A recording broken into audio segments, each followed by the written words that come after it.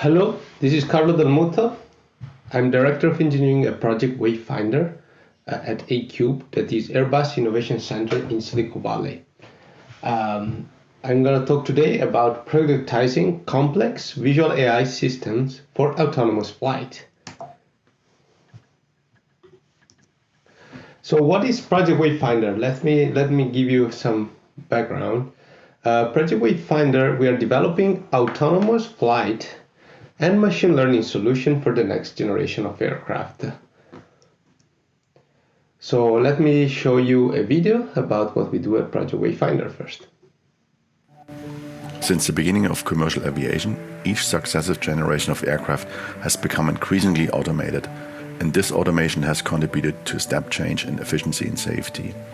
We're now forging ahead to build out autonomous systems for the next generation of aircraft to enable another significant increase in safety. My name is Arni Staszek. I lead the Project Wayfinder at Acubed. After Airbus' recent autonomous takeoff, taxi and landing demonstrator success, our team is now embarking on a massive real-world data collection campaign with our flight test lab in the Bay Area. This will help us to improve the performance of our machine learning software, our data collection pipeline, and our auto labeling capability. All right,